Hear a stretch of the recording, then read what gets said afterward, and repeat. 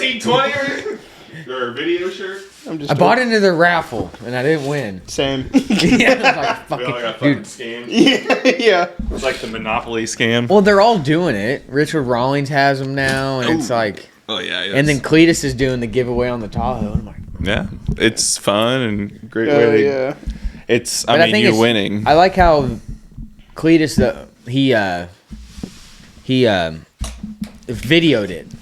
The guy coming and getting the F-150. Oh, So yeah. people knew it kind of wasn't like, hey, it's not really like super rigged. But I mean, it's not rigged, but it's always super annoying because I followed the first one I've ever seen do a lot. I mean, there's people who did it before him, but who did it a lot was John Dock. He did a freaking ass load, and they're always like, whoever's gonna win we're gonna film them going down the track. Right. And then it never happens. And I'm like, who wins these things? A bunch of fucking pussies? Like, Yeah. like you just won a fucking car. You're such a bitch. You can't go down the track. Yeah, It's I'm like, going to go great. hammer on that shit. I was like, if I fucking won, I'd be the best freaking content you've ever seen in your life. It'd be like Well, millions well, it's like and that one they were millions. doing burnouts in the fit and shit. Oh, and I'd then he have had a to drive it blast. home like 15 hours. Yeah, they're like, they Yeah, never that dude- really fully wail on him either. Yeah. That dude did freaking let it rip, I will say. I'd love But to have one of I'd those want to go trucks. down the track. That'd be fun. That'd be Yeah. way more fun. But no, I think the giveaway thing is from a marketing standpoint.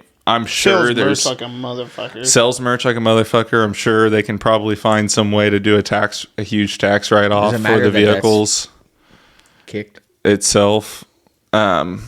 And I'll straighten it out if I need to. No, I can get it straightened out if it's crooked. But no, you sell merch like crazy, and then I think you probably get a huge tax. I'm sure you can probably write off gave those something vehicles away. or something, Yeah. and then obviously you're selling a lot of Well, there's merch, money so in there's a lot of raffles. marketing. I think, yeah, we can talk about it on the podcast, but Billy and his dad, they were talking about that shit. Yeah. They make hella money off that. Yeah. Well, the dude on my motor made $6,000, $6,500. That raffle motor, and he was trying to give me $2,500. I'm like, no, fuck you. Yeah, I want the motor. That's why I rushed to go get it. I was like, this motherfucker is gonna fucking back out. Mm-hmm. Yeah. Then we're going to have to curb stomp. Bread on the. I'm gonna. Okay, never mind. All right, I'm gonna reposition myself because I can't start do it. shit. Start it. We're on a roll. Start it. Yeah, Brett's like, it's not me this time. I know. No. The vocabs. I'm feeling very vocabulary inclined today. Oh, God. Fucking Brett. I'm feeling... Oh, we supporting Logan Paul. Sponsor his bitch. Where's the bush? It's in here. Oh, I'll get it out. I don't want to drink both. okay. Yeah. Damn, finish that bitch off. Give her a good guzzling. No, I meant like Busch Light in my energy drink, not this and Busch Light. Oh, why not? I don't know. Oh, okay. Picky. No, we're kidding. I joke. I kid. Well, going into this week is sick week. Yeah. So, kind of playing into it, we had there's a lot of excitement. Obviously, we're in the month of February, so here there's not a lot going on, but it's beautiful weather and a great surface to get on down in Florida and South Georgia. So, anyone that's not familiar with Sick Week, it's a drag and drive event. It starts in Orlando Speedway, goes to Bradenton, goes to South Georgia Motorsports Park, to Gainesville, back to Orlando Speed World, I believe. And then, these guys have to, you start, make, obviously there's classes, you're running your quarter mile. These guys are going extremely fast, well into the 6 second quarter miles for some of them. Yep. But the hardest part alone is driving track to track and going, I think 800 to 1,000 miles over the course of this event. Yeah. It's hard on the valve train. Yeah, extremely. It's hard on everything. Yeah. So, yeah, when 1320 or anybody interviews any of the racers, their first answer, it's like, what are your goals for the week? First answer, I just want to finish. Yeah. And everybody's like, time. yeah, they're like, that's a good goal. I mean, it Yeah. should be. I mean, obviously you want to win, but finishing that race is something to chalk up on your belt for sure.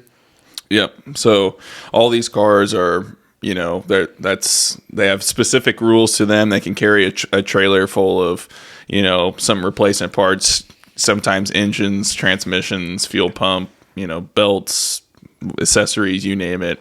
Some of them actually have some really cool trailers, which we can kind of get into a little bit better and kind of think about some cool ideas on some of these things as we go into it. But dear God, but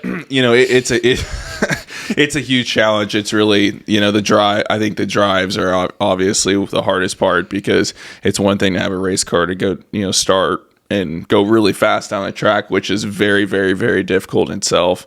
But it's another thing to be able to do that and then get in the car and drive, hundreds of miles. Like a 2008 Toyota Camry. Yeah, and just puff, and while a lot of times pulling a trailer, Yeah.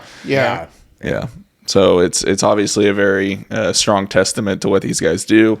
And it's extremely fun watching. Now there's several people from overseas, Australia, Sweden. It's growing huge in the United States. It's awesome. Swedes took it over this year. Yep. Did they? Yeah, number 1 and 2 in Unlimited, both from Sweden. Yeah, but they do that massive street race it's The Stockholm Open. The one race is never two races are never at the same spot. Yeah, and they all drive and they shut down the whole highway and stuff, like Fast and the Furious type shit. They're about that life. Yeah, they're wild over there. Yeah. You're very wild. They're about that action.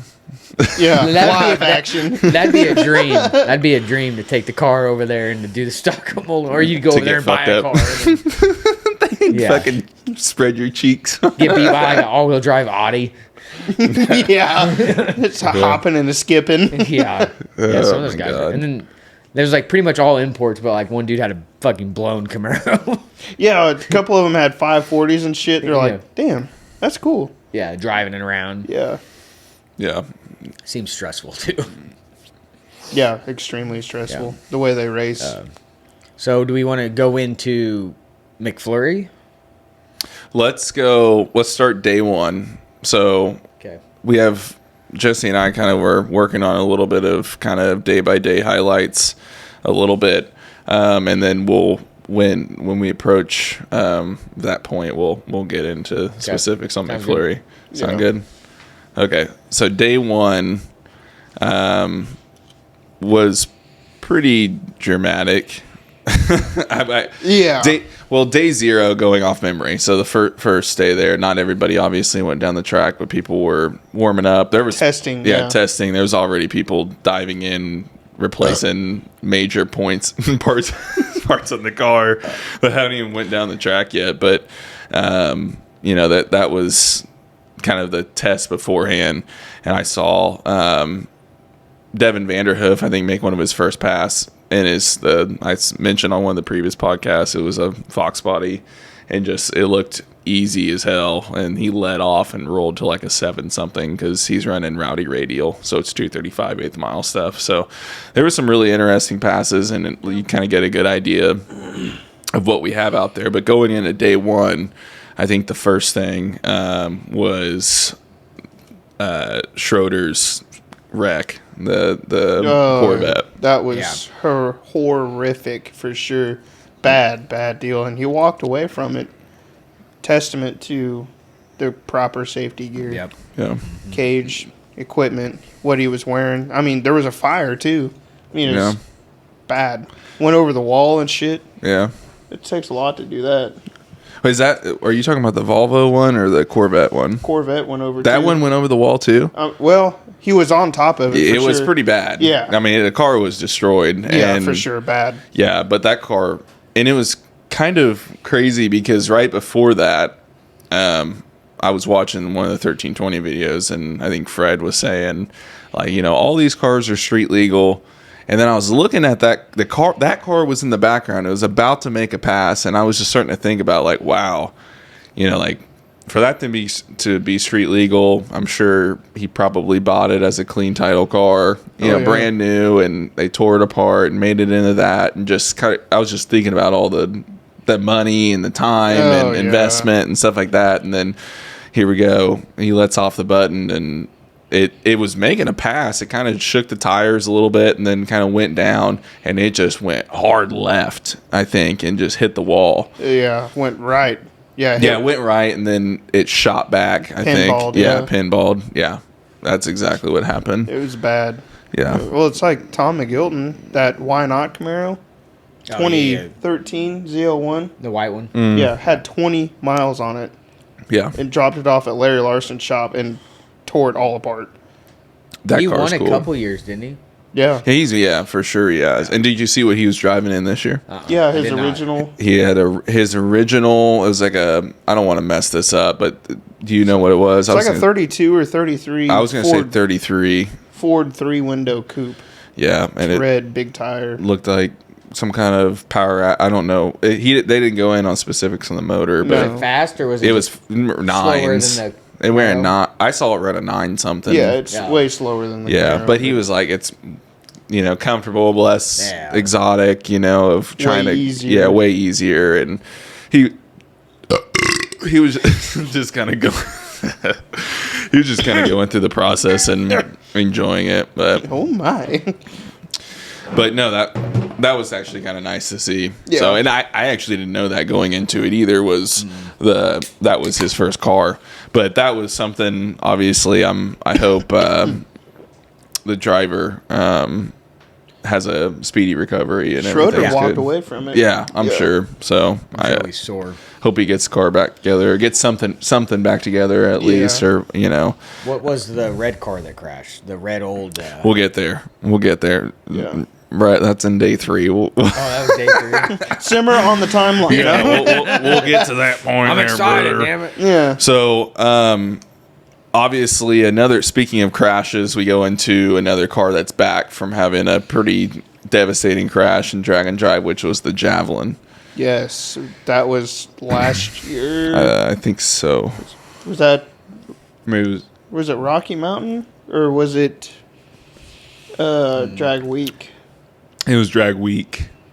Yeah, I think it was, and it was on its lid, and they replaced about the firewall back. I think as far as replaced the front clip.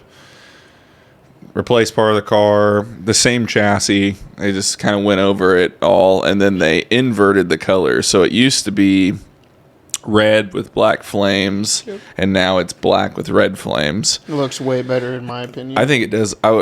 I'd minus the flames, but I understand nostalgia to the car or whatever. I'm not a flame guy, but I'm a flame guy, but it's got to be like the right flames. Yeah. Like the ghost ones. Yeah, I'm still off. You just don't like them. I'm just not a flame guy. Flames. I'm not a flame guy, but that's his car. I respect whatever. Well, that's how you recognize it too. Yeah, it is, and I was gonna say if that's the way that car's been forever, and that's the way you recognize it, then it whatever. Yeah, a lot of people recognize cars by their looks. That guy doesn't have a front clip all the time. Yep. Right. Yep. He has no doors. Yeah. No shit. But he came out day 1 and went 674 at 211, which is actually coming out really solid rip. I think that was like one of his first passes out. Nothing after, ever happened. Yeah, and just kind of right back at it. Yeah. So he was freaking rolling. I would say one of the most impressive passes was the Snot Rocket green S197 newer body style. Coyote cars went 652 at 212, setting a new Drag and Drive radial record. That's Drag and Drive, so that's the radial record, and that means Sick Week, Drag Week, Rocky Mountain Race Week, any of those combined. That's the fastest radial pass to date, which I thought was yeah, congratulations. Hauling ass. Dude, that car is impressively fast. Badass Coyote power. Yeah. Yeah, it's freaking, it's a rocket. Mm-hmm. And the Coyote motors, I mean, they make some freaking steam, make power, tons of RPM. I want some after he's done. And we're all fighting over it. Give me we're like, we're freaking, yeah. Looks like Dude's a Hazard over here. She's slapping. It's good. It is good. It is good. It's lids off of it. Thanks. Getting into the Swedes and the C4. That car is pretty interesting. I think that they're the defending champion, correct? Yes, and they are currently number 2. They are below the S10. That's the C3? C4. C4. Yeah. The red one? Yeah, and it looks like that one. Looks like it's got an altered wheelbase. It looks kind of weird. Looking like it, but it's got tall wheelhouses and stuff in it for the tubs, but it looks like the front end's extended, like the front wheels are a little bit stretched. It looks extra long. Yeah. Sit down there. Anyway, they came out, made a pretty good pass at 655 at 217, which is that was probably the fastest pass. I saw that. I didn't see what Tom Bailey ran. There was like somebody said he had like the fastest pass on the first day, and I don't recall seeing it. Like they missed it or something. At least on the coverage I saw. Yeah, I want to say it was like on day 1 it was like 640 or 6. It was fast. If it was 640, that was the fastest. Pass, So I know he set down, I believe, the first, or he was the number 1 qualifier going into, I believe, day 2. Yeah. Steve Morris in the wagon went 674 at 213. And then Alex Taylor, which I think was there was obviously sheer excitement, went 696 at 205. And I think that was her first 6. Yeah. I didn't know personal best mile an hour. I didn't know if that was her first 6 or if that was her first 6 at a drag and drive event. I didn't know. Yeah. Is that what it is? Yeah. The second. So that's what I thought too, and I was like, it seems like it's coming together for her and the team and her dad and the team a lot. They've been struggling. Yeah, they've been struggling, and I know. I just think that team's coming together really well. I think things are clicking a lot right now. As you have seen, like if you're following Nikki Bobby, it's her boyfriend that they're dating. I think he's came along with them this year. I think last year he ran that Pro Mod 3rd gen car, big tire car. He does a lot of no prep stuff, and he ran like 6s in it. It was an LS powered car, and then he crashed at that really rough no prep event out. Yeah, the one that I think Big Chief won.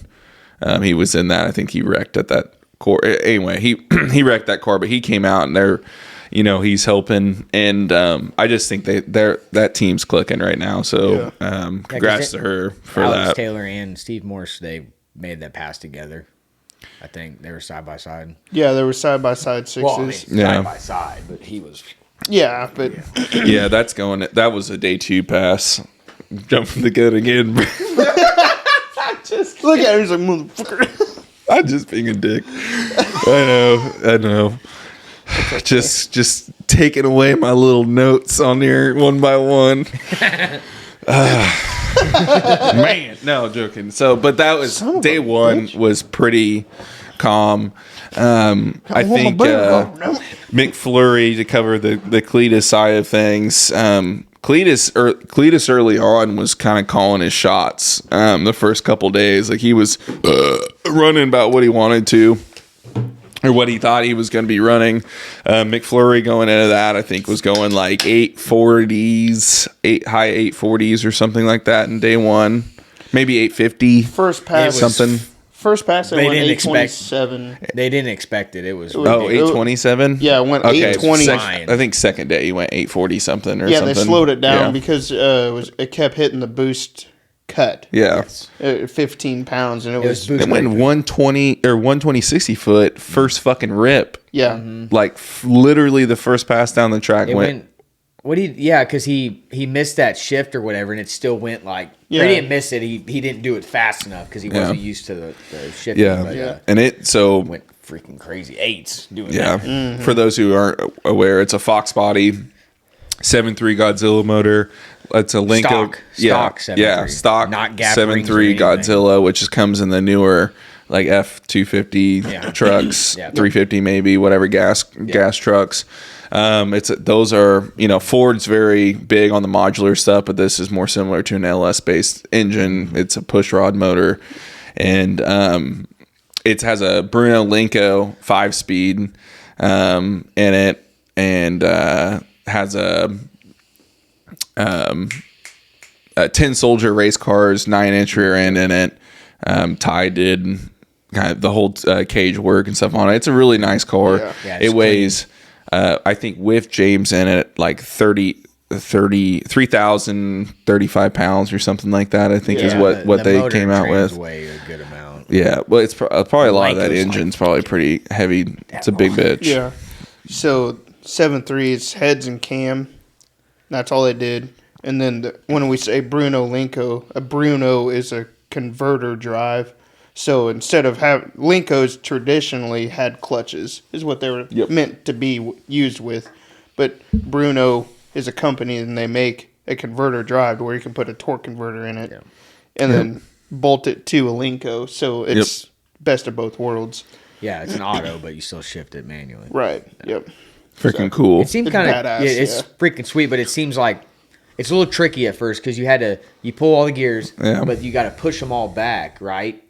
To after your pass, you have to stop. Yeah. To go and then downshift. You can't downshift as you're driving. No. Is what it seemed. I think if I'm not correct. But I mean, it's the same as like you're not if you're in your Turbo 400 or Power Glide as you're driving, you're not gonna like. I mean, some of them you can obviously go to neutral or whatever, but you're not gonna like downshift to first gear as you're slowing down a lot. I can kick after I pass it, kick it in the second, and it'll just freewheel. Yeah, I won't decel. Yeah. But the Bruno Linko, they use the trans brake to stop the car. It's always in a drive. There's no park. Yeah, there's no park either. So they're using wheel chocks. Yeah.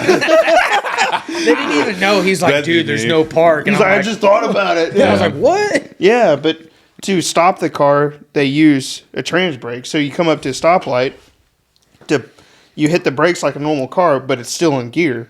Well, to pull it out of gear, technically, you hit the trans brake, and that's when you put it in forward and reverse. The shavers. So but a manual though, you're never really in park. You're in first, and you pull your e-brake. Yeah. So I mean, or neutral and put your e-brake, or a lot of people just shove it in gear and not use their e-brake a lot of times, which. And pop out of gear and whack somebody. I always went neutral and pulled my e-brake and left it in neutral. Is how I always did it. Work. Yeah, you're right. Though. Well, wheel chocks come in clutch. Keep those Harbor Freight wheel chocks in the back. So what do? You got to put an e-brake on that rig. Yeah, is that the solution? Yeah, you could just do an external brake caliper or something. Yeah, with its own. That's cable and everything like drifters do. Or just throw out a parking block. Or that too. Got my parking rock. Easier solution. Yeah. I mean, but anyway, so that was first time out, and they're going fast. So fucking cool, extremely cool build. So going into day one, way different for them as a channel too. Well, yeah, I like how the car was set up too. He had that sweet little freaking. His button switches were. Haltech has some cool stuff. It is cool. And that was different too. You don't see a whole lot of people doing that either Fuel Tech or Holly. Yeah, for the most part, yeah. Do you think they have some type of deal with Haltech now? No, well, this is. Or is he just doing? I'm sure they offer because all the Haltech guys were out there, but you also saw a trend too where maybe it's not a coincidence that when Motion Raceworks went to a Coyote platform, they ran Haltech on the car. That was and Doug's opinion was, I just want to try this out so I understand it for my customers, and that might be true as well. But we see another Ford platform, and they're trying the Haltech stuff. I'm sure Haltech reached out and was like, let's sit. I want to like trying to steal the business a little bit from Holly. Yeah. Holtec's got some cool stuff. I think like their Nexus 5. But yeah, big time race car stuff. I think they got some pretty cool solutions. Yeah. I don't think they can fuck with like Holly on the street car stuff. I don't think there's any market for that. I think Holly's got it tapped fucking pretty goddamn good. Fuel Tech's pretty good too. Is just but price wise, it's you buy Terminator crazy. for what, $1,000, just the basic one. It went up about $1,500 after tax, $1,400 after tax ish. We bought one regular. I bought one really recently. Well, I didn't buy one, but someone did. My brother got one. His girlfriend got him one. Usually, guys do like a standalone harness for an LS. You get a whatever computer, and then you make a standalone harness. I mean, most people can't make their own standalone LS harness. I mean, you're gonna spend $700-800. You might as well just buy the Holly. Right, you're already right there. It's any honestly in this day of age, if you're in the performance space, I think it's worth the investment in gold to go any route you go. Research them all; they're all freaking awesome. Really, I mean, any of those products are really great. They all do pretty much the same exact thing. It's just about whatever you feel like is the best product for your mark. So, it also another thing is whoever you're wanting to tune your car. So whatever your platform you have, find a tuner that knows that platform extremely well and ask them, because if that's the person you're relying on, you want them to feel the most comfortable with that solution as well. Yeah. And that's sometimes maybe a really good option for you, but you also need to be able to operate the system yourself too. So you know they're all pretty good. They really are. Yeah, and someone might think aftermarket it's wise easier for them to operate a Fuel Tech more than a Haltech or a Holly or whatever. Yep. But my two favorite. I'm a huge Holly guy. I love Holly the best. I like Fuel Tech a lot too. Haltech would probably come in third place in my opinion. I've looked at the software. It's okay. It's good. It's really good. It's right there. They're all like neck and neck. Yeah. But just my personal opinion, I like Holly the best. Right. Solely, definitely, and then Fuel Tech I like Fuel Tech too. I just haven't had a lot of time messing around in it though. Too, like running Haltech, not everyone. If you're running Holly, more than likely someone's got extra ECU or someone's got this. If your ECU shits out and you're out in the middle of the desert, it's true. I mean, it's something to think about. There was I don't know if it was a Mega Cash Days, that dude with the purple truck, that twin turbo big block truck. I can't remember his name. Cantu. Yeah, Jason Cantu. Yeah. He runs Haltech, and he was out there in his ECU shit, and no one had one. But if he had a Fuel Tech or a Holly Dominator or something, there would have been one. Yeah. It happens. It definitely happens, but... And he's fast. He's real fast. But, yeah, regardless... And people ask me all the time, what's the best?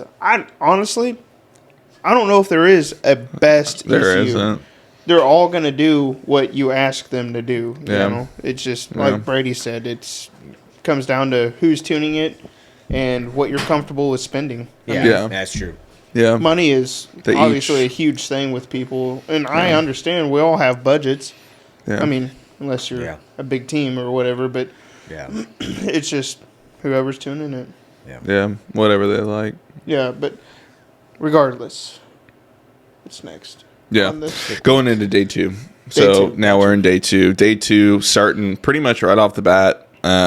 Snot Rocket Green S197 goes backing up their first pass, 655 with 215 with a 9. One and done. Keep in mind. One and done. Good mile an hour. Picked up 3, almost 4 mile an hour going like. We're talking. That's a lot. We're talking. I mean, in that mile an hour range, almost 216 miles an hour. So, which is pretty crazy going into it. Yeah. One of the first things too was the hearse. That thing's pretty sweet. I think that dude. I have no problems with ProCharger at all, but that car needed turbos on it. Yeah. And it picked up, I don't know, almost half a second. He ran his PB 807 at 167, and that was his second pass. His first pass was day one ever, putting it all together. Yeah. First pass on a track. went 8 something, and then he went 807 at 167. In a Caprice bodied hearse. Yeah. It's badass. Yeah, it looks weird going down the track. It's got like it's got like 430s or something in the rear because it's so long. It probably needs it. But he said he was running out of gear now. Yeah, because it was still set up for the Pro Charge. Yeah. So I needed the gear to get it out. Yeah, with that long ass wheelbase, you got to. It takes so much to get that thing to wheelie too. It's. You imagine it like coming up 2 feet. How long the drive shaft do you think that thing is? Long compared to like a normal. It's probably a schlong bed. Normal race car is probably like that BBC. It might have an LS, but it's got the BBC underneath. The shaft is big. It's a big old shaft. Long. She's shafting. Long.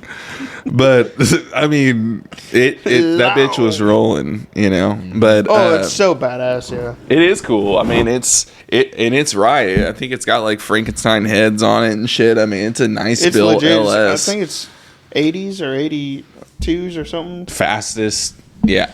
World's fastest hearse. 80s. Yeah, and it's the world's fastest and he's hearse. been the world's fastest. Well, obviously no one's really. Yeah, well, yeah, I'm sure there's not much competition out there, but yeah, I'm sure that's probably the next fastest one. It's probably some guy running like a 1087 or something with some turbo LS one or something that's, off a foot brake or something. But since Brett already spoiled it, Alex Taylor and Steve Morris side by side, sixes. 690 for Alex and 667 for Steve. Steve put down a fucking lick, and it wasn't even like a clean one. Like he seemed like it was like a rough, not a great smooth pass, and it still pulled off a 666, which is also a Caprice, I think, station wagon. Correct. Yes. Yeah. Yep. Panel. It was an original wood panel Caprice wagon, and they call it the Boost Master. I freaking love it. Yeah, SMX. I want one. Motor. Yeah, it's insane. But I think he was having transmission issues, from what I remember. Was he? Yeah, that might have been it. Yeah. It just seemed like kind of crazy when it was going down, but the next funny thing was the Swedes blew their own doors off. Oh, literally. Yeah, I remember it that. was freaking rolling, gone. I mean, but it fucking blew its own doors off, which that's going in day 2. That's a huge concern, especially with that car, because like Jesse said, and Brett, I believe too, is it's kind of a stretch wheelbase, and that was my thought, was like how similar. Is that a factory door? Yeah, like what's the fitment like? Because that car, you would think, oh well, the doors are probably the same, and most are, but maybe the back wheel tubs are different. The front end's clearly different. You don't know. They won't let you race without a door. Yeah, they're like, what, so and. Exactly, like you just said, you have to have a door. So they had to fix it. I mean, whether it was Zeused on or whatever. But yeah, but I think that in an aerodynamic standpoint too, having a door on it. Oh, it make when he's exactly. I would assume it makes a huge difference on having a door on it, and because of what you're saying too, is that we're not talking about. There's a difference, and we're kind of in that. I believe, not to spoil it, well, we can talk about it going into day 2, because Tom Bailey makes a really good comment. Is like, he's kind of past the point of like, there's a lot of rookie mentality, which is the right mentality to have, is I just want to finish. Right. So that drag week mentality, but these guys are competing at the highest level. Like, they're trying to win. And that's what this guy with the Corvette, I mean, he's the defending champion. So, it's like, this door is a freaking huge problem, because at this point, he's number 2 in the rankings, right under Tom Bailey, which that's the number 1 spot. So he's right there for number 1. So it's a big freaking deal that this thing just blew off, because they're like, okay, this screws us. We have a good running car that's very reliable and going, and we have this messing us up. So it's a problem. And that's, I mean, what do you think? Just they didn't Zeus one of them, or is there too much back pressure? Or? I think if you rattle the tires enough, it's going to fatigue. I mean, it's obviously fiberglass or carbon or whatever. When you rattle big tires like that, I mean, I've seen it rattle fillings out of dudes' faces. Damn. I mean, it is violent. It can be violent as fuck when you rattle tires like that. Yeah, I've never seen Chief and Murder Nova. They've had doors fly off. I mean, well, yeah. It could very well happen to you soon.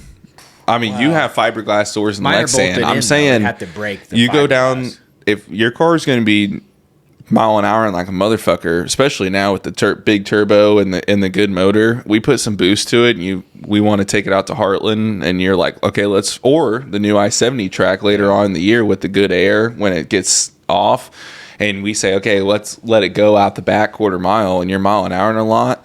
If that fucking window opens up, like, flexes by the pressure this much, and some air gets in that thing, I mean, it's gone. I think I think you're that's right. all I think takes. it would fly around and break the fiberglass. So because I mean, it's like until I really bolted them on, you could. Man, there's a lot of flex. There's no pressure. A lot of flex. There's no pressure. I mean, there's no like it's a measurable amount of pressure, obviously, but it's fucking insane how much that would.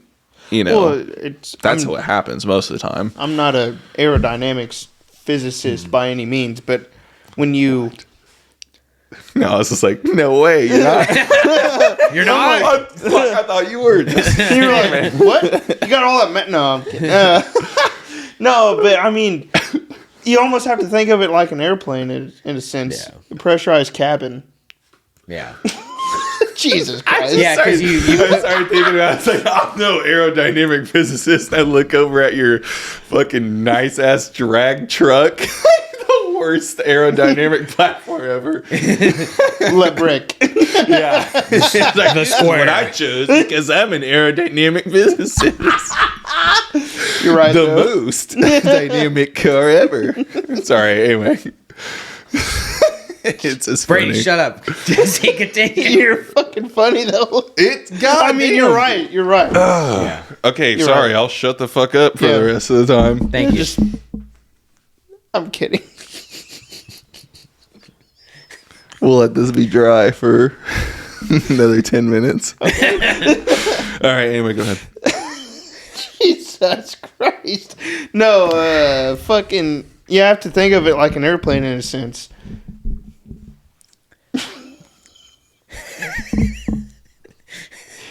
It's pressurized. Yeah. All right, I'll stop. Yeah. Am I allowed to talk? Yeah. Yeah, you have your speaking chip now. Oh, okay. Sorry. You have the speaking pole. I guess I'll choose to talk now. Anyway, Swedes 6, the S10. I feel like Brett. That's what I feel like. The S10 locks in the best overall. 640 at 210. Yep. So at this point, we're like, Tom Bailey had the fastest pass going into it. Swedes I think they make a pretty decent pass. I can't remember what it was, but it blew its own doors off. And then here comes the S10, which is also another Sweden team. And I think the guy that was tuning, it seemed like that was the guy who was tuning that wagon that usually is pretty competitive. He also is actually competing in this event too. Is driving the S10. And so this dude comes in and makes a hell of a rip in at 640 at 210. Doc 776 at 174. Red Camaro. Yeah, the fastest NA car in drag and drive history at that point was a 776. That's fast. What do you know? Do you know anything about that car or what the details is? It's got a Goodwin Hemi-headed big block Chevy in it. So Goodwin is known for truck pulling engines. So that's where they came from, but it's high RPM, Hemi-headed. I don't know cubic inches or anything like that, but it's a stock appearing Camaro, like 67 to 69 era Camaro, and it's big tire. It's fucking awesome. But 1,200 horse, 1,300 horse? Probably, yeah. But I think it's like 700 inches. Oh, my God. It's big. It's a big block for sure. But it's crazy they could put Hemi heads on a big block. Crazy. They can put Hemi heads on a small block Ford. Yeah. It's freaking wild. Yeah. I mean, it's just like Finnegan's boat, his jet boat, Game Over. Mm-hmm. That was a big block, 711-inch big block Chevy based with Hemi heads on it. What's the benefit of doing that? Just head design, mainly. I mean, there's drawbacks to it. I mean, valve train. We could get into that big time, but there's videos on it. Like Steve Morris has a lot of good valve train videos on Hemi's, his SMX design, and then a traditional big block. I got you. But they just flow. The ports on them just naturally flow exponentially better than the Chevy. Yeah, Chevy head. Gotcha. So it's 3 horsepower. You just bolt it on and go. But it's wild. Naturally aspirated. Yeah, that's fast. Yeah. It's with no power adder, which I mean honestly sounds amazing. Yeah. But most of the time when you're racing guys that are NA, that motor costs a lot. Oh yeah. That's why guys use power adders because they're cheap. It's cheaper to go faster with power adders. Yeah. I mean. Yeah. It's easier. Big time. That's why I went turbo. Couldn't afford that big inch. That big spray. Mm-hmm. That big inch. Couldn't afford that big inch. I could not. Chad, the Shop Inc. Corvette. Oh, tell us about that, fuck. Jesse. So Chad, Shop Inc., he's got a C6 Vet with I think 427 Probably. LS, big single 106 mounted down low in the lower part of the bumper. Yeah. Faceplate T56 manual car. Holy shit. Oh, it's insane. I think it's gone 7s for sure. Oh, it runs 7s in Drag and Drive. He's won stick shift he's won stick shift in 2 different Drag and Drive events. Yeah. It's fast. It runs 7s all day long. It is. It's rowdy. It's badass. Rowdy. So he went out, and I think he said he was spinning or shaking the tires or something, and while he was doing it, he shifted and pedaled at the same time, and it literally took the case of the trans and blew the bottom out of it. Blew the ass out of it. Literally he blew her back out. So was it still a traditional Corvette setup? It was just a trans in the back. Oh god. Yeah, it was bad. It you could see the counter shaft visible. It might have should fuck up somewhat of a frame they have. No, I don't think so. It just messed up the drivetrain. Yeah, it just messed up the rear that trans. Yeah, he was in his interview, and I completely understand what he was saying. He's like, it depends on how hard I want to work. He's like, Cletus has 2 of them from Leroy. Yeah. He's got literally a whole cradle they could just swap out, And he's like, either I do it now. I mean, I think he was in first place or something by a mile or whatever. Or I just do it leisurely, and then I think Streetcar Takeover was the following weekend after Sick Week. Yeah. Well, that and it's Cletus's was T56 face-plated stuff. It was really, really nice. He's just it's kind of the perfect situation too. I think it was perfect replacement for what he's got. What he's got currently. So you think he bought it, but he didn't. I don't know replacing it. What was his decision? I don't think. I think he ended up just pulling out because he didn't. I think so too. Because he'd have to do it on jack stands in the pits. They don't have that lift. Well, they do have that lift. They do have the lift, but who knows if somebody was on it? I mean, at one point that Challenger was up there because it blew the. They did update the rules on that. You have to make 1 pass.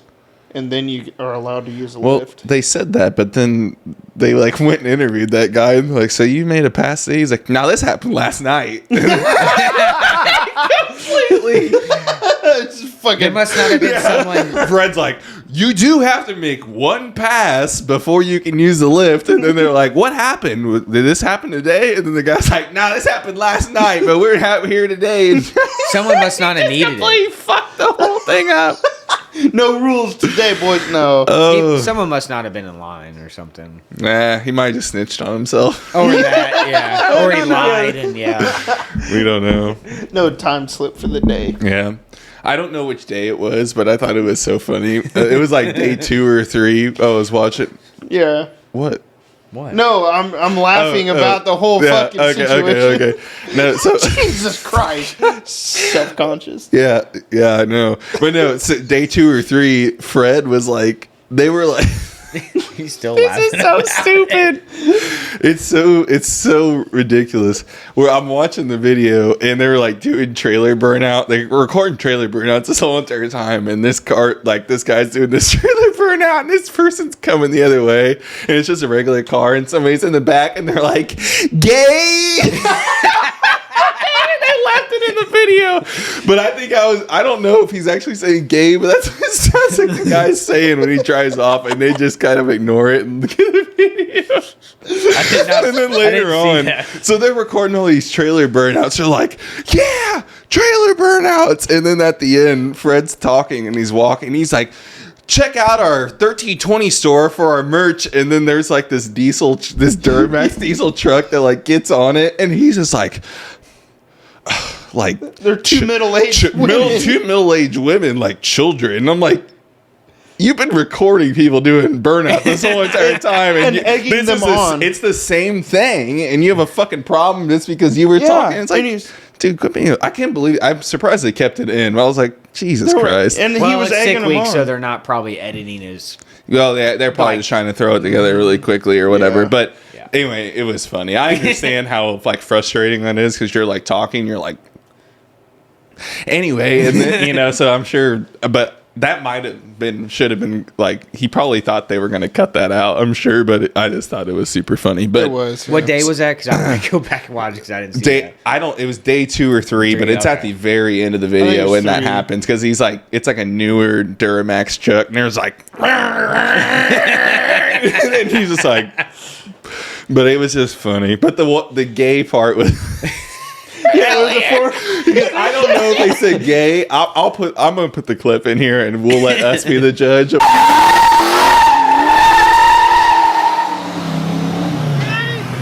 What it was, but somebody yelled something, and it sounded like somebody goes gay.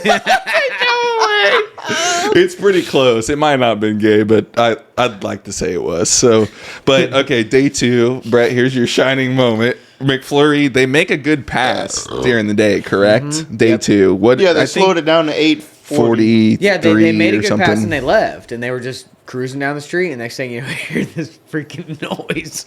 Okay, so tell this in story mode because I have not seen it yet.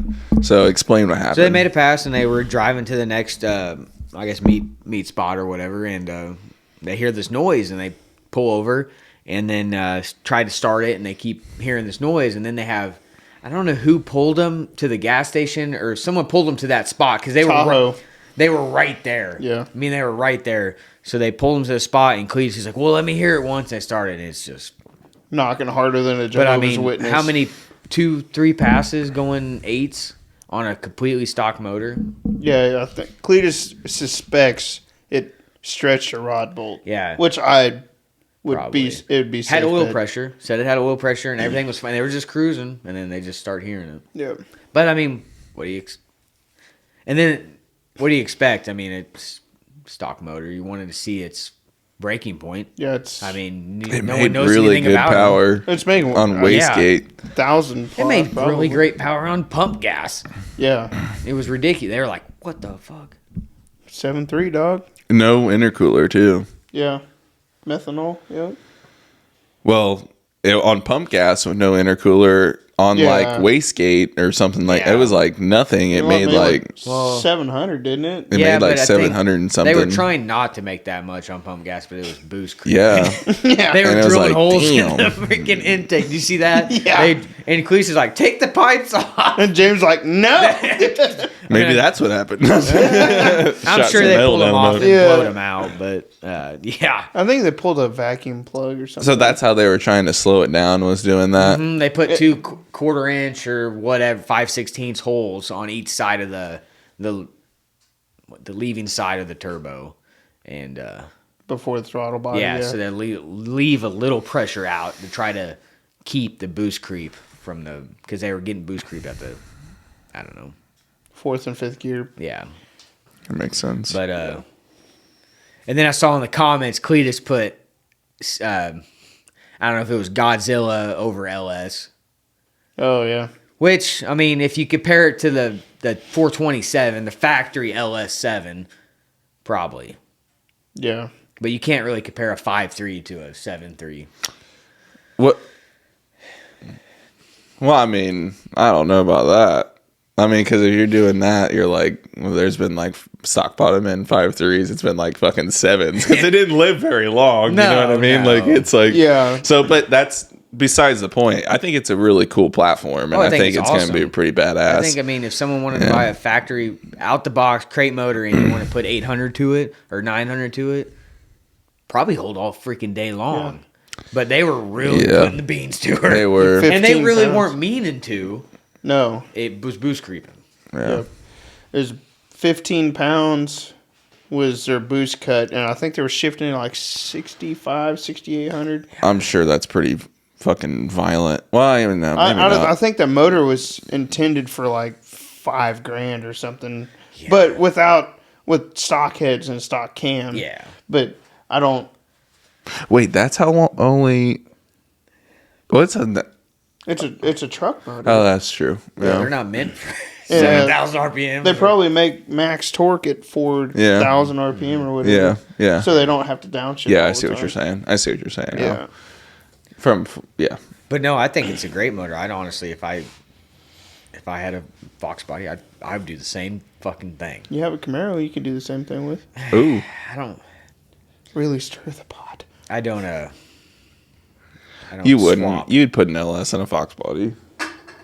It's not worth that trouble. Honestly, I'd love to just have a factory Fox body with a 5-speed and just go around and do random donuts everywhere. You mean donuts? Donuts. Yeah, with your Kirklands. I'll be putting the Kirklands. I'll have the Kirkland wipes in the passenger seat for the passenger, in case they shit themselves. The Kirkland wipes? Yeah. I'm telling you, man. So Costco. But anyway, Costco, baby. dude, we'd be smoking our fucking pork butts from our Costco sponsorship. I hope.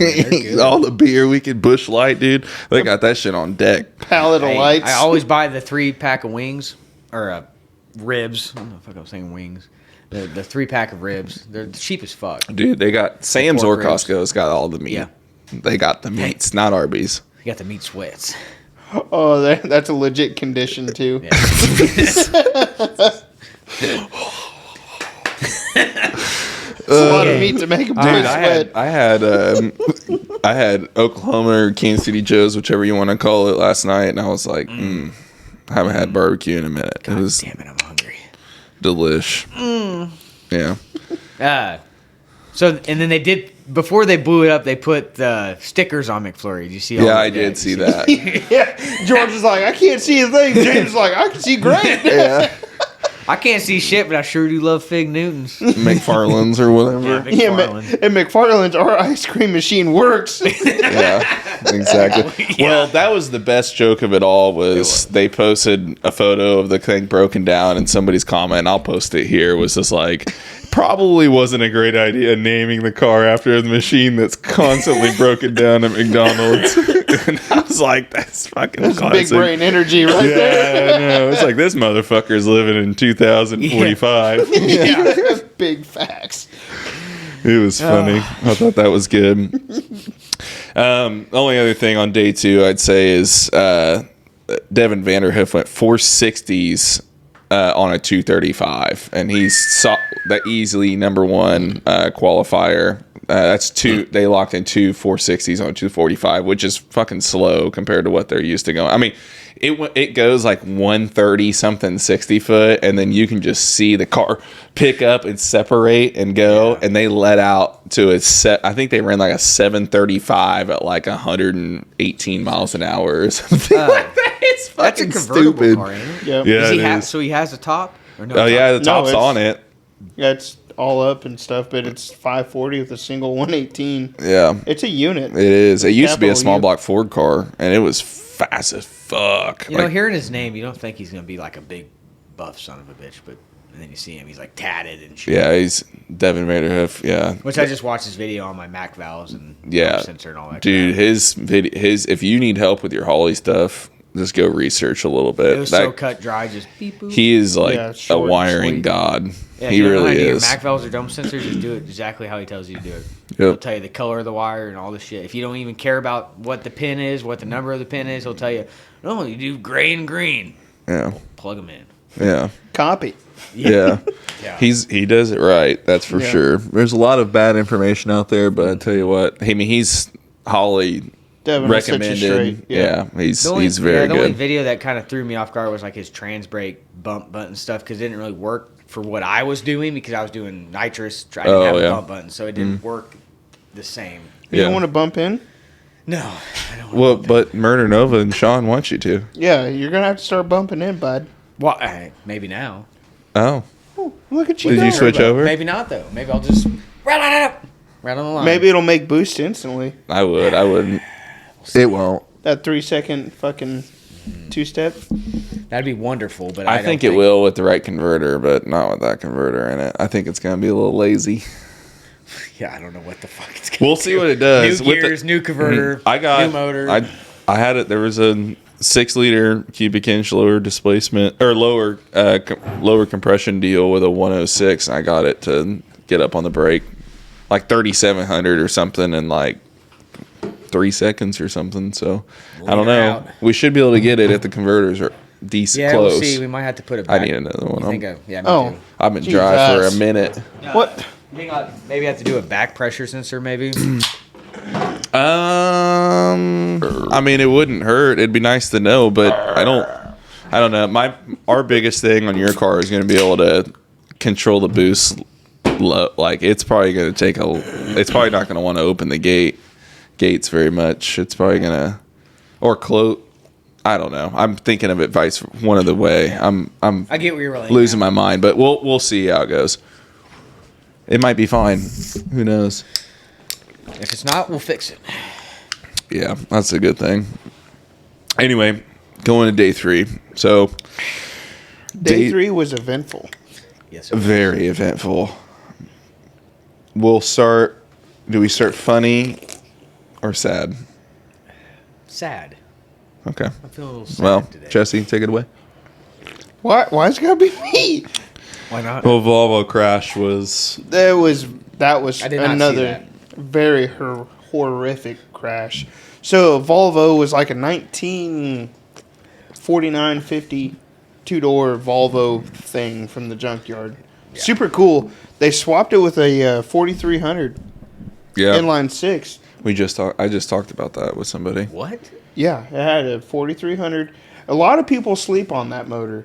It's Oh, gotcha. the inline 6 GM. It's like the USA Barra. It's our Barra. You know what a Barra is? No. Okay.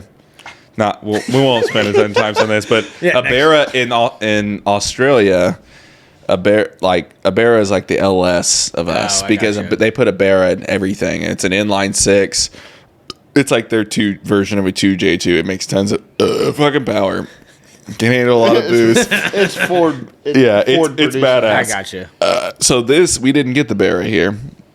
We should have. Fuck We you, got the Ford. 4.3. We got the 4.3, and it's pretty slept on. It really, really is. is, yeah. And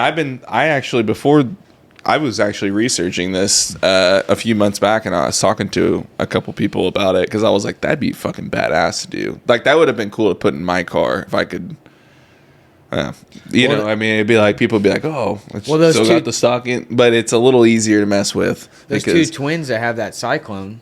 It's a 4.3 twin turbo, and that's a V6 though. This is an inline 6. Yeah, I understand how that'd be easily confused. Yeah, that's a 3.8 in that S10 because no 4.3. It was a 4.3. Is it a 4.3? Oh, Cyclones are 4.3. And they said that they broke the main caps out of the thing, and it was still running. The T-type Regals are 3.8s, and that's what you're thinking right, of. Yeah. And Grand Nationals. It was faster with the broken 4.3 than it was when they put the LS in it. I couldn't believe. I was like, yeah, he says like the fucking main caps were separated, and it was still making like. They were still running 5 whatevers. And I'm like, what? It's a 350 with 2 cylinders locked off. Yeah. It's a small block Chevy. The front assembly will still bolt up to 350. A lot of people don't know that. You can go get a 4.3 front assembly for the alternator, water pump. Drive units, yeah. You could put it on 350 and have like a 6 rib. Yeah. Yep. Yeah. And not have to do your V-belts. Yeah. Yep. Fucking V-belts. We have 4.3 in my dad's short bed square body, and then we pulled it out and put in 350 in, just all the accessories and everything. It just fit. Everything was exactly the same, just fit right in there. Yep. It's pretty cool. But yeah, so the Volvo 4.3 inline 6, I think it was boosted. Pretty sure it was because it was going 9s. I don't think that would happen in A for sure. It was turbo. Yeah. So super cool. Hell of a swap. I mean, hell of a car by itself. You don't see the car or the swap. I think it was non-intercooled as well. It just came off and just went straight into the intake and then down. The charge pipe was this big. Methanol? Maybe. Yeah. I would bet it's probably just non-intercooled E85 or something. Simple as fuck. Yeah. But be hot ass IETs, but I mean, as long as it stays coolish. Lower, no timing in it. Anyway, sorry. No, you're fine. So day 3, I don't know what happened. I don't know if the motor let go, tranny issue, something. But at the big end, through the traps, he lost control of the car and ended up hitting. It smoked and then went full hard left into the wall, and then he ended up going over the wall and catching on fire. Damn. Bad wreck. I mean, it was up there with the C7 Vet. It was a bad deal. It was worse. Yeah. Damn. Just because of the aftermath. I saw a picture of it and I thought it was a slug bug. Yeah. I thought it was a beetle. It looked like a beetle. It was so crushed. Mm-hmm. Yeah, it was bad. But from what I've seen on Facebook, he is expected to make a full recovery. He's got a bruised hip, probably some broken ribs, I would assume, but he's alive and well. He's not gonna die by any means. What kind of cage do you think he had? What chassis? They said it had a good cage in it. They said that he was. They said that after he rolled, he was in the car asking what he ran. Yeah. Oh, so he was in alert, fairly good condition afterwards. Boxed in the frame, put an A50 cage in it. Yeah. Something like that. So but that was a bad wreck. Yeah. So glad he's okay. Yep. But that's for sure. Yeah. Moving in the funny, I thought it was so funny. Was it a gauge? Jesse's buddy with the square body let off the trans brake button and the parachute dude flop on the ground. They were like, he was the fucking guys at the track was like, safety first. So he was staging. Yeah, he was in a diesel truck and he let off the brake in the. I'm trying to launch, the whole parachute, the bracket, the whole package, and everything. The bracket too. Shit. The bracket came off with it. Yeah, everything. It all. Not the bracket. No, the bracket was the mount was there, but like the if you just had a bare mount and you need to put a parachute on there, the whole chute, the sleeve and the cover and everything just fell on the ground. And he takes off. And he's just like, he was just like, yeah, we're riding, baby. Just riding. He make a full pass with the parachute out? Yeah, because he doesn't know. He has no idea. How fast did he go? Oh, it fucking went. It needs it. Yeah. It was fast, like over 150 miles an hour for sure. 156 or something, I feel like. It was fast. Almost a 4,000 pound he truck. was like, hey, at least you know you ain't gonna go squirrely. You got the parachute out. No, he was like, out. The whole parachute. I got you. No, the whole bracket Yeah. slid out of the truck. I was thinking it was like out. No. It's like disconnected from the vehicle. It didn't launch. Yeah. Yeah, It's the whole, they picked it up off the starting line when he was at the beginning. Yeah, so he's out there like, it was click the completely parachute. yeah. Nobody's home. Man, damn. did he break or? No, I think he was good. He didn't. But Yeah, it he was made funny. sand. Yeah. Okay. It was funny as hell, but you know, but That dude has. So how do they mount? Like I've never had a parachute. I don't know how they.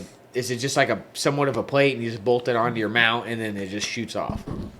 I can show you on the truck later, but I mean, this just has a tube in the roll pan, and then the mount slides into it.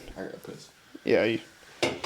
So I mean, it's pretty easy, but I mean, if you don't, I would assume they pull the parachute out and they hook the trailer up to the parachute mount. And they didn't put the pin back in or whatever. I got you. And the whole thing just fucking ejecto-seated God when you damn. let off the fucking trans brake. That's some shit that happened to me. Like you have a great running car, you're on kill, and then something like that happens. Yeah. Was that Brady? I heard him just Shit in his pants. yeah. Did you see what happened to the Elko? I heard it had oil pressure, but it's not okay. She done. But how many pounds of boost though? I mean, 45, 48. it's not really meant for that, is it? No. Steve said on the dyno last year, 30 to 35 pounds is like on the ragged Well, edge. if you know Cletus, he's gonna push the limit. Yeah, they went 10 pounds higher to make it run what it was running. I think it went 640 or some shit. I mean, it was hauling ass. And the car weighs, it's touching 4,000 pounds. It's 3,800 or some shit. So my question is, last year knowing that it was only built for that, why continue? Just because. Yeah. Well, I mean, he said, in all fairness, the beginning of the year when they first got running, it was like 25, 30 pounds. And then at World Cup, that's when they really started cranking it to be able to win. Yeah. And he's like, we saved so much money not having to maintain the LS it was in it. So it's like, the car won like over $30,000 too. So it's like, it didn't owe him anything. No. I'm sure he'll put some bad motherfucker in it next. Or have Steve build something better. Steve said SMX is the next best thing. Yeah. Which is understandable. But it kind of sucks that he just had it fucking I know, they just got it running. He said that in the video. He was like, just sucks because I spent all that money on having it refreshed. Yeah. But, I mean, it is what it is. What are you going to do? He knew it was only good for 30 35, and you were putting 40-something to it. So It's a fucking heavy ass. Yeah, we were just saying, so 3,800 maybe something pounds. light, it'd be different. Yeah, but, I mean... Fox body. Well, you wouldn't need that much boost if you were lighter. And it was an aluminum block, too. You got to give them that. I mean, they usually split underneath the cam tunnel, and that's exactly what happened. What if they... Well, it's the block's fucked, so he probably wouldn't even be worth it. But I was going to say, get a new block, put it all back together, and throw it in the Fox body with the Bruno Linko. And just not put a Godzilla back in it. I'm sure he'll do something. I mean, that'd be fucking sick. It depends what happened. Like if it'd be like God mode, but crapped everything. I think he would. I think he's going to pursue the 7.3 because I think Cletus is slowly but surely motion. Yeah, well, that, and I think he's slowly but surely seeing what Ford is capable of with the first F-150, the giveaway truck. He was like, Jesus Christ, this thing runs his dick off. Well, even like Chuck's Fox on Street Outlaws, I mean, it's just got the oil pump drives in it, the different gears. Mm-hmm. Yeah, and it's completely stopped. OPGs. Yep, the old and it's pump twins, gears. and it's they run, especially the 10-speed, a boosted Coyote and a 10-speed. Yeah. It is a fucking game changer. And my dad's got a brand new Mach 1. Dude, holy fuck. It's insane. It's hard to compare any other stock car. It's just stock Coyote. Yeah, stock Mach 1. I think they're rated like 485. Jesus. Is that it? Do they come in both 10-speed and manual, or is it just manual? The Mach 1? Mm-hmm. I think you can get it manual or automatic. You can get it manual or automatic, and his is automatic. Yeah, because I knew that you could get it. I think you can get those in manual, yeah. Yeah. Gotcha. And he was like, what should I get? When he bought it, I was like, dude, 10-speed. Get the fucking 10-speed. For sure. He's like, but I want a manual. I'm like, trust me. Yeah, I get the 10. And he did it, and he's like, yeah, this did Chevy and Ford go together on the 10-speed? Yeah, I think so. Is Chevy's 10-speed pretty much the same? It's the same thing. Yeah, the 10R80 and the 1090, 10L90E, I think, right? Or something like that. Yeah, something, yeah. Ryan Martin put that in his Nova or Chevelle or whatever it was, the red one. Yeah, something like that. They're putting in that fucking everything. He didn't like it, though. For drag racing, it's hard to compete with a Turbo 400 or anything like that with a trans brake, right. but for a street nice for a street car, you know, it's you can't. I mean, there's a few guys in Kansas City that have boosted Coyote with the 10-speed, and they're hard to compete on a roll race. It depends. Well, roll racing, and I was gonna say it depends on what you want to do with the car. If you want to like have a good ET slip, then yeah, like a Turbo 400 or Power Glide or something with a trans brake's probably going to be your thing. But if you're just trying to enjoy the car, there's absolutely no way. Nope. A 10 speed will be way more fun than just freaking rolling through the gears. Hold some power. Yeah, they're pretty strong. Yeah. They're stout. Mind you, the Chevy 8-speeds are the what? The 8-speed Chevys. Oh yeah. Yeah, they're crap. Yeah. Well, we know 4L60s are crap. Hey, whoa. Brad. I had a good one. It lasted a while. I sold it. I went 400. Not with a lot of power. I mean, with some power. I was made about 600. That's pretty good for a 4L60. Held for a couple years. Yep. That's pretty good for a 4L60. Somebody did it right. It was built on Monday, not Friday. It had a 6-gear input planetary and billet outputs. And, I mean, she was built. And it handles 600. Yeah. It handles 600 forever. Yeah. Oh, Jesus, billet gears. Well, it was a story for a later date, but a buddy had like $4,000 worth of parts, and I gave him $1,500. I gave him $1,500. That's not a bad deal. And I sold the input drum, the billet input drum, and the trans brake. I didn't put a trans brake on it. I sold that for $1,000 to a transmission shop. I won't name names or whatever, but they bought it for. I only had $500 and all this shit. We put it all together in a week. Then they told their customer, brand new. They were brand new. Adult owned. It was brand new parts. It just Yeah. Someone didn't want to build a 4L60 anymore. Did you tell the person that bought the Saturn that it was adult owned and never abused? Yes, exactly. Yeah, like it might need a transmission driving eventually. home from the last podcast. I'm looking over like it's like a powerhouse, isn't it? Oh my god! Your Nissan? We didn't even talk about it last time. Okay, so on the way to your house.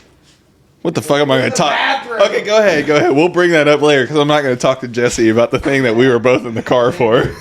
It's upstairs. Where at? I'll find it. Yeah. She's up there. She'll tell you. She was like... Why it's awesome. Yeah, she was she was the best supporter in the world up there. Anyway, so drag and drive trailers. Dude. Fucking there's some units out there. Oh yeah, Fred is from 1320 is making it a point to go look at all the trailers. Yeah, and he did Alex Taylor's, which their setup was pretty legit. Yeah, theirs was legit. And then he did the Hearst guys trailer, which is a coffin. Forgot about that. Which is freaking awesome. It matches the car. Mm-hmm. Which was weird because it wasn't. He didn't build it for that. He bought it as a or as a coffin trailer already. Like somebody already built it. And they're like, okay, here we go. It's perfect. Yeah. What the fuck? What kind of luck found is it on that? Craigslist or some stupid shit. And then Who else did he look Cletus's. at? They looked at Cletus's Cletus's. trailer, yeah.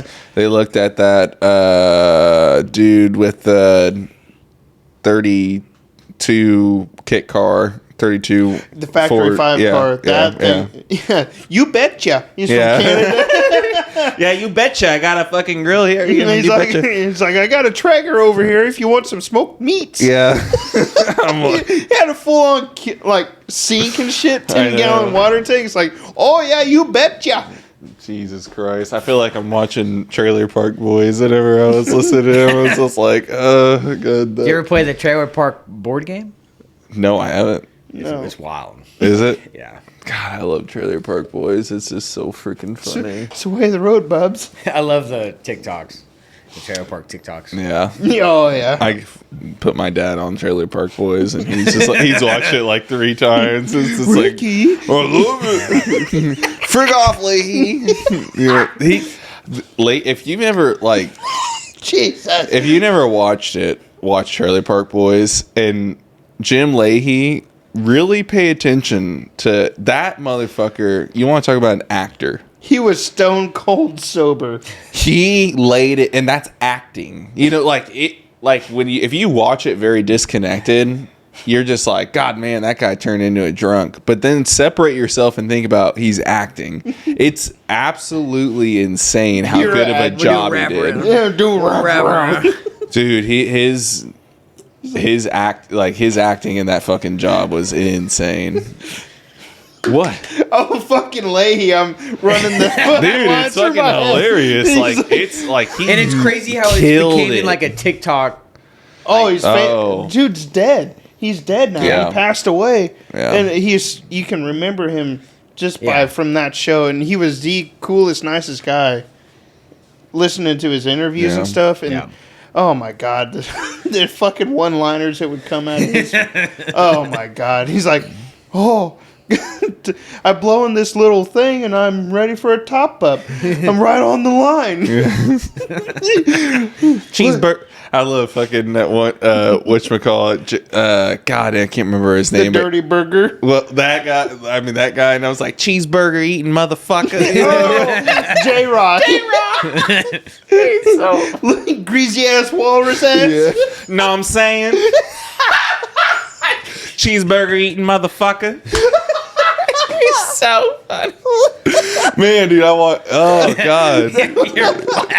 It's fucking hilarious. It is fucking hilarious. Dude, it's so funny, but God, you just gotta watch it. It's so stupid, but it's so funny. Fuck. God damn it. Back to sick week. Are we done with sick week? No, we're not. Okay. Anyway, going into day 4, we saw the.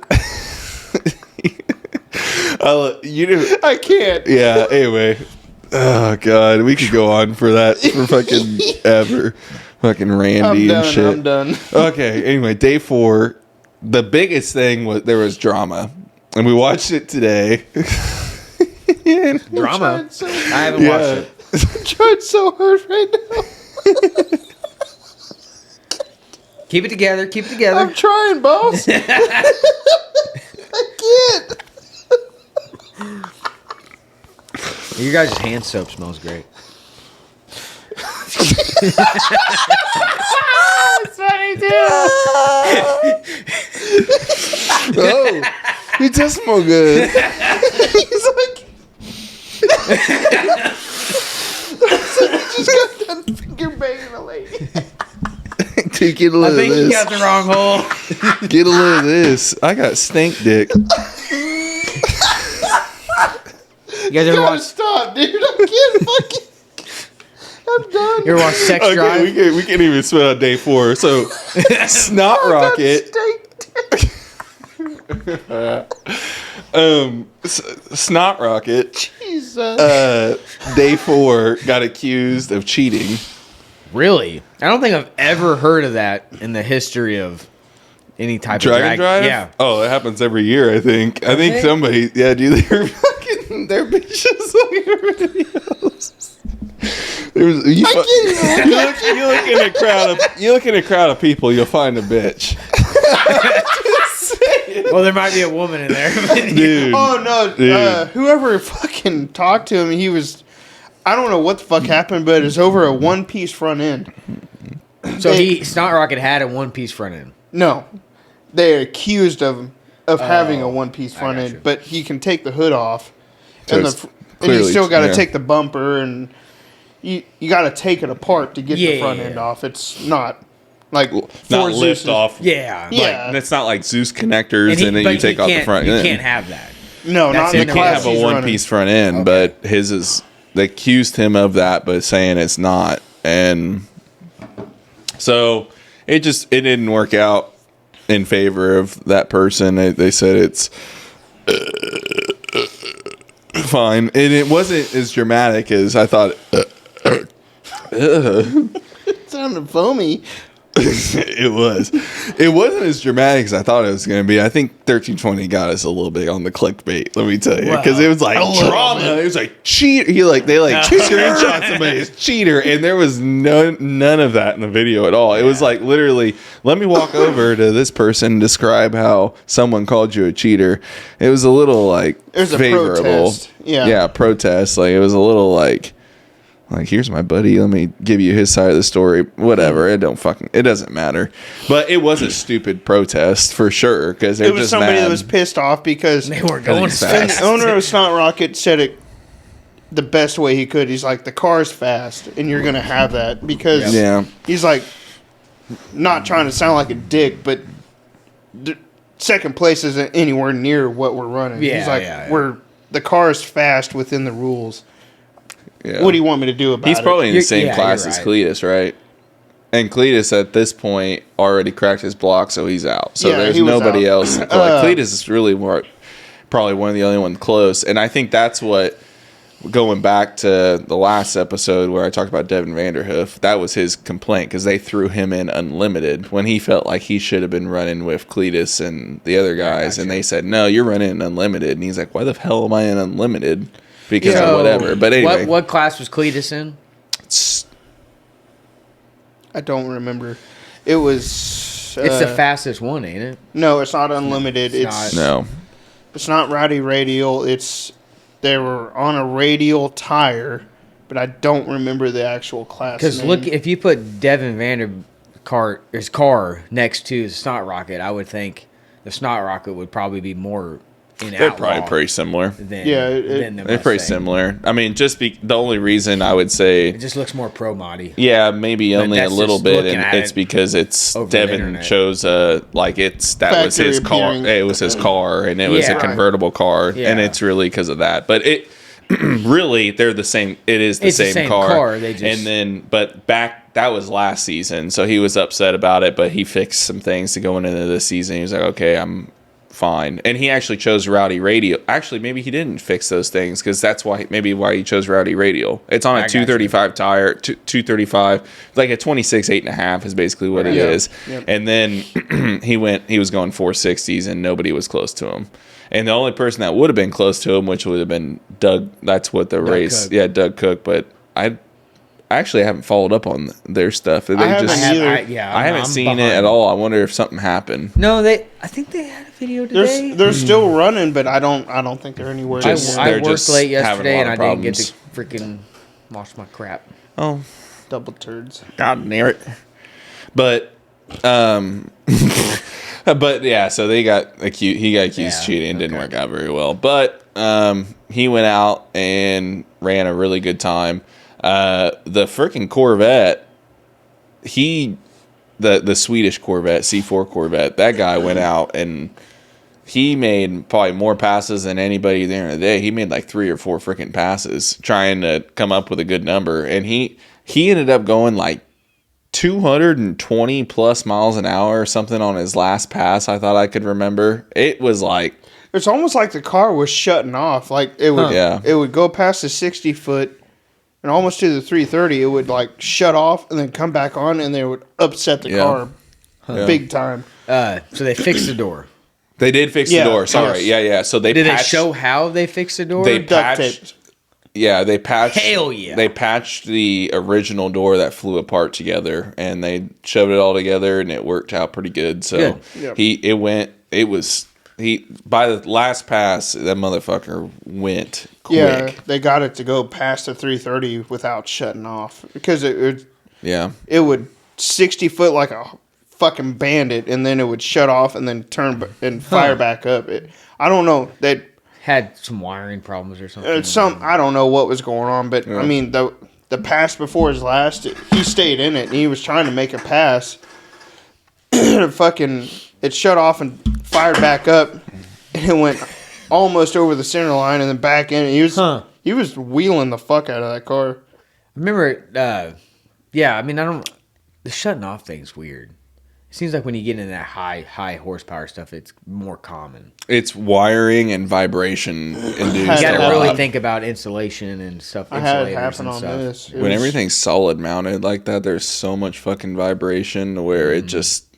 Like Murder Nova had a lot of issues with shit. A lot of wiring stuff. Yeah. Like loosen up. In my dad's car, everything's solid mounted in that thing, but on the rear brake rotor, the rotor bolts to a hat, and then the hat goes on the axle. The bolts that hold the rotor to the hat started backing out, and it was sawing into the caliper bracket. Oh, fuck. It was like, he was coming back, he was like, I don't know what the fuck. It's like, and you could feel it in the car. Yeah. When we're pulling him back to the pits, he's like, what the fuck? And it almost sawed the fucking caliper bracket off. Jesus. Yeah. I was And like, it's not hard to take those tires off, the wheel and tire off. no, it's easy on that car. It's not not up in there. Yeah, but we didn't have to take it off. We just get back in there and tighten them up. That's fucking crazy. It's stupid shit like that nobody ever thinks about. Well, I mean, my fucking car, I climbed underneath it after like a little bit of owning it, and one of my axle bolts was like completely loose, almost like backed out. Almost like gone, yeah. Yeah, it's just like, high horsepower shit. It's so much. You got to do energy. the nut and bolt check. It's just energy. You go hit a race, put it up on the lift, check all your bolts, nut and bolts. Yep. A lot of guys, like, was it Motion that you can buy the damn checklist. Yep. Yeah. Mind you can probably print off your own. Well, just make your own spreadsheet or whatever, but that's the stuff that... Check all your suspension, your dry erase board is cheap enough. Yeah. Hang it up in your garage somewhere. And Yep. It's the biggest thing, I think, is like the maintenance. Yeah, it's what wins races. The work in the garage is what prepares you to win races, and especially things like wiring and these, like, do stuff properly, because you'll get into wiring gremlins when something's on the line, and it's just not. It's impossible to find them. Yeah, it's hard. Make I did things see a deal simple, on TikTok, easy to work. A tool that you can. It's like an electrical device, and you can run it against your wire, and it'll beep where the short is. I don't know what it's called. I don't know if it's TikTok. Who knows if it's probably China. Legit, yeah. Like China, fucking. But he was running it along. us. Yeah. Fucking China. These damn spy balloons. Oh, we're getting back in the boomer podcast. That's how we're ending. Yeah, you got the deep voice and everything. Fucking spy balloons. Goddamn spy balloons and UFOs shooting them down left and right. What's really going on? I watch Ep.4 and CBS every night, 60 Minutes. Let's talk about that oil spill in Ohio. I didn't hear about on that. the dead dogs and shit. Like legitly, or there is. It's a bad deal. Yeah. So I don't watch the let's news. get into it. For real, like quickly, we'll touch on it quickly because we could. Let's just get it. Yeah, we could cause some serious issues. Where's the moonshine? Over there? If we're being boomers, we better boom it up. Yeah. My dad's gonna watch him. He's like, oh, motherfucker. What? Want some? Well, yeah. So the oil spill in Ohio, it started. Was it the Keystone? Fucking Keystone Pipeline? No, it was a train. Fucking train. What chemical was it? It was Santar oil? What? Santar? He's probably a That's hot, that shit hot that came country from night. Canada. We're going to fucking hot country nights this summer. Oh, I'm down. You got boots, boy? Oh yeah, I got some fucking. Can you two-step? I'll learn really quick, dude. I can dance, so I'll pick it up. You're finna find out. He's gonna be like a giraffe. No, I got some. Gator boots, some Cayman boots. I got all kinds of boots. You're gonna piss off the fucking. It's open. Animal rights people. Oh, I'll wear them next podcast. You fucking better wear them next podcast. I'll wear them next podcast. It's that kind of season. The train in Ohio, I think it was some sort of chemical that's very caustic, and it just so happened that it spilled next to a large river, body of water. Yeah. And so instead of cleaning up the spill the proper way, they thought it was best to burn it off. Yeah. So if you see the pictures on Facebook, online, whatever, I did see it. it looks like a goddamn tire fire. Yeah, made like hydrogen chloride or something. Yeah, I've never seen the picture. I didn't know that was connected. Yeah, the blackest smoke you'll ever see. Yeah. And it was in the atmosphere. Well, now it is starting to kill people and kill animals and fish, and oh my god, it's poisoning the drinking water. Well, and let alone if you look at a map of major bodies of water and rivers and creeks, and it flows. That area of water all flows into our water supply and everybody's water supply. Yep. So I've been thinking about it this morning. I was like, so did it go to the Ohio River then? I'm assuming. Yeah. I mean, it's in the air. It's everywhere too. It's in a 20-mile radius right now. Yeah. BNSF should have paid their employees. That's the fucking problem. Whoa. We don't want to blame BNSF. I don't know if it's BNSF. Is it? I don't know. We're going to have to strap on the foil hats here pretty quick. There's a few different ones. Like I said, we're going to touch on it slightly. All right, we need to move on. No, we're going to get into it. Yeah. We're going to goddamn the government and we're snapping off the boomer knob. I got my armadillo hat. We're good to go. God damn it, Sneed. Yeah. No, but yeah, so that day 4 was, I mean, what else? So at this point we have Cletus is out. McFlurry's out. There's 50. Out. I think at day 3 or 2, I can't remember. They announced it was already like 50 something cars have already dropped. Shit. Yeah, it was bad. It was a lot. Is that like typical though? Like, is that like a super high number? I think that's higher. I think it's high. Higher than. I think that's higher than normal, but. I think that's higher than normal, but it's not. But it's. I mean, cars. They break. I mean, that's like, it's a big deal. It's going to happen. Yeah. Yeah, it's going to break. So, especially on them big jobs. Yep. So it's just kind of one of those things. But going into today is Friday the 17th, and we did get, I think, saw word on Facebook right before the podcast that Eric Yost won his class. Who? Eric Yost. Okay. That first gen Camaro, which is. Yeah, congratulations to him. But yeah, because his last drag and drive was 2015. Oh damn! And he just got the car going. It's the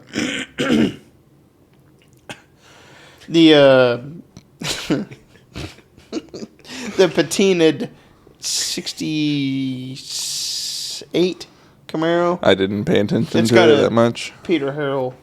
Peter. Yeah, small block Chevy, 12 degree headed. Yeah, single 106. It's a bad bitch. Yeah. But it's leaf springs. No still, shit. Yeah. Oh yeah. Yeah. Them cow tracks. Cow track leaf spring, boy.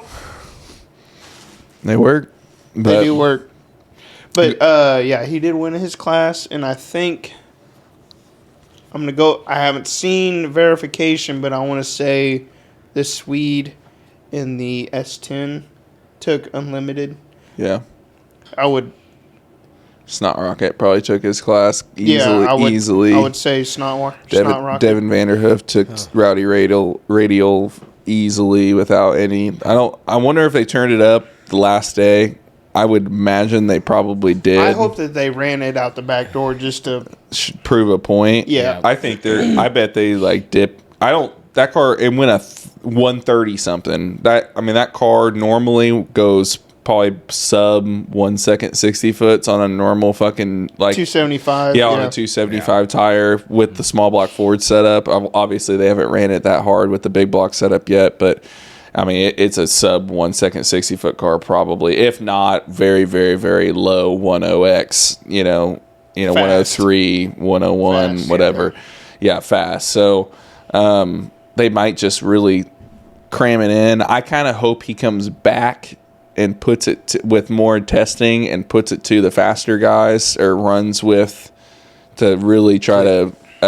You think he'll run with Cletus and them? Yeah. I think that's going to be what he's going to kill next. He had no competition. He had absolutely zero competition, which was.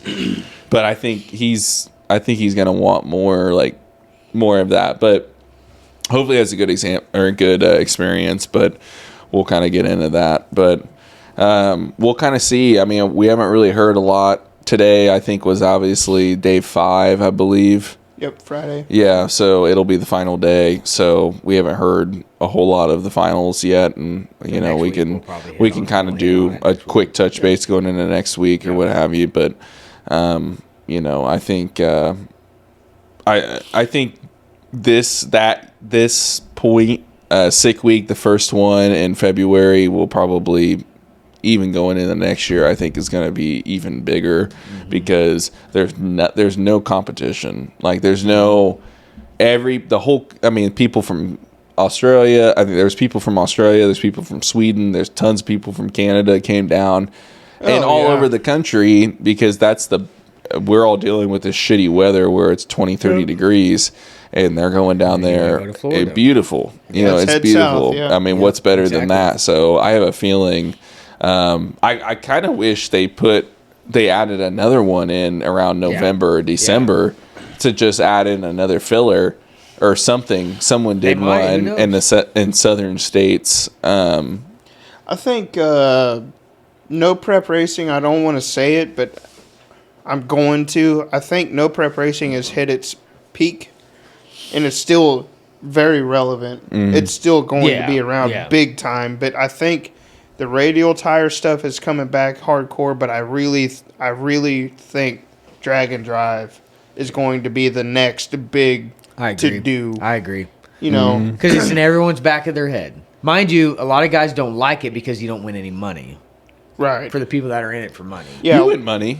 Don't they have cash prizes? I think Rocky Mountain does. Okay. Not every drag and drive has money. Yeah. I think it's just for that. But the more popularity that comes, the more other event. There's going to be more events. I mean, we saw like two or three different drag and drive events that came in. I feel like last year that I've never heard of before. The Midwest one. And there's going to be more and more. And I think there could be. You might see. I'm really disappointed we didn't get that in the mic. It goes, but I'm not gonna do it. It picked it up, dude. The last one I was pissed because my mic was so fucking soft. My ASMR fart didn't even pick up, dude. He's been drinking that Prime. Logan Paul. Make you shit your pants. Yeah. What are you putting in that? Diarrhea. Fucking, diarrhea in a bottle. Diabetes. Is it like Miralax? Is that in there? Make you shit? Anyway. But I think as we go into this, I think you're going to see maybe some cross between no prep and drag and drive come together. Do a no prep drag and drive event? That's possible. There's in talks of that. I think there's some argument back saying that the two parties should just be separate, and the people who love no prep. People who love drag and drive. Don't mix them together. Right. There's some back talk between that, but I have a feeling someone's going to try to give it a swing. And I don't see what the biggest problem is, as long as the problem of that is going to be we see people when you're mixing lack of sleep, because these guys have extreme lack of sleep with a no prep surface, a little dicey. We saw someone's parachute fly off completely. No shame to him at all. Shit happens. But I'm just saying, you mix in these variables of lack of sleep. These guys are going on 1 or 2, maybe 3 hours of sleep, and you mix in a no prep surface. Unless your shit's perfect. I mean, if you don't have any issues, you don't have to work on nothing. That's very rare. Yeah, that's like happen. It's pretty rare, but for the fast guys especially. But so that's a little sketchy. Maybe it shouldn't be crossed, but I'm sure it's going to come up eventually, and I'm interested to watch because if if something like that happened around here, I think I'd be really excited. I'd do it, and it'd be great. All of us. I mean, we'd have a fucking. We talked about a lot of people do it. I think we talked about last podcast too, of like with the new track coming, and then with Heartland there. If they both are alive, that's a great. Yeah. Like, I mean, it's a great quick checkpoint. You maybe if it is no prep, instead of doing such a long drive, make the drives a little bit shorter. It'd be cool to have one in the Midwest. There's so many options. You could probably do one in the Kansas area. Make it kind of simple. You could do. You don't have to go so crazy. Osborne, I-70, Topeka, Mocan. I would do Great Bend. Yeah. Topeka, I-70, St. Louis. Ooh, I like that. Because you're kind of. Then you're kind of. Yeah, and then so you like, or you could do like Tulsa. Start and end in Tulsa. Tulsa, Great Bend, Topeka, I-70, Tulsa. Yeah. That'd be cool. Yeah. We got some working. Yeah, or I mean, there's enough circle tracks, you know, in the tri-state area, the Oklahoma, Missouri, Kansas, you know. Yeah, because Kansas doesn't. I mean, the drag week starts in. Was it the? It was they. Where do they start? Drag week starts. I thought somewhere started in Kansas somewhere. They change it. They do change it. They've been Northeast. They've been West. They've been Midwest. Every year is different. But I feel like for like the Kansas, Missouri area, you're kind of screwed. Drag week, I think. Yeah, you're kind of screwed. Rocky Mountain Race Week 2.0 does do the Midwest. Yeah. The 1.0 is West, like Colorado, Pueblo, shit like that. But like. I want to say Drag Week, Larry Larson was running the Nova. This is quite a while ago. Yeah. It was in Topeka. I do remember that. I've seen it in Tulsa, but I don't think that they've done a whole lot outside of that. I feel like if you did that for us, just us three, you know, if we broke down in Tulsa, it's not like a super... Yeah, I mean, it's a 3-hour drive. You know, if we go to Florida... It's a 20-hour drive. You know, mind you, you'd trailer it there. Right. But still, you'd be close to home. You might even, I broke down. I'm like, I live right there. Unless you're the Canadian Chuck Norris and you drive almost 4,000 miles just to go race. That dude is a badass. We did. Some people might not know the Rednecks with Paychecks in St. Joe, Texas. We went there 2 years in a row, and they trailered a semi flatbed with a Hummer. Jacked up, mega truck Hummer from Canada. Brought it all the way just for that event. It's insane. To St. Joe, Texas. Like, damn. Yeah, they're serious about it. Swapped. I mean, big mega truck. I mean, massive motherfucker. Yeah. From fucking Canada. Oh, yeah. People will travel. 100%. What do you think, boys? We take a ripper off this real quick? No, I'm good. I got to drive. You're good. I'm in the truck, so... He's in his personal truck. Yeah. I'm in my personal truck. I'm not going to take a swig of that. The old Crummins be crumming in. Ooh, yeah. Well, yeah, you can't drive too drunk in the Cummins. You know, it's... That's going to make you look drunk. Yeah, you're going to look drunk sober driving that son of a bitch. You're all right, we went to I'm not going to say anything. We went to a race in Lawrence, and we trailered the car there, and he had to drive to the race, and my dad had to drive the truck. You know, it's got 5% tint all the way around and 40 on the front window. I can't see shit out this and he's behind me, and I just see this, and Hunter's in it, and he's like, man, your dad hates driving your truck. Let's all admit, the masks were a good idea. Hey, as long as the horse can see. I can't see shit out of this thing. No, I mean, it's great during the day. It's fucking perfect. Don't ever ask me and mine for nothing. I'm over here laughing because let's just admit it. If we ever do something really bad together, we are so fucking screwed. Brett is definitely accidentally snitching on all of us. Nah. No, I won't. All right, take your swigs. Let's end this shit. Go. Oh my god. It's pretty good moonshine though, really. I wouldn't know, but it's pretty good. Yeah. I don't want it. Here, let me get that back. Yeah, Brady's taking my shot. Oh, my bad. My shot. I ain't taking your shot, but I'll put the lid on the bitch. All right. Well, we'll be back next week. Remember, every Friday, 8 a.m. we're dropping. Mm-hmm. Follow us on Facebook, social media. We're on TikTok.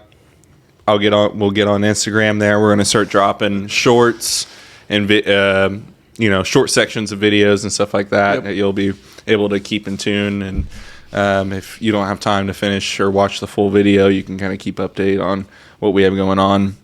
And if you notice the background's different, we are also a traveling podcast. We are completely mobile. Yeah. Mobile. Yep. So keep in mind if we're going to be start getting some guests on and stuff like that. So if you're interested in being on the podcast, message us. Message us. We'll see if it's something we're able to do. We can definitely go to you. We're able to, with I-70 coming in, never know, we can do something pretty cool. We can get really creative with this thing. So yeah, we have the beautiful night train behind us as our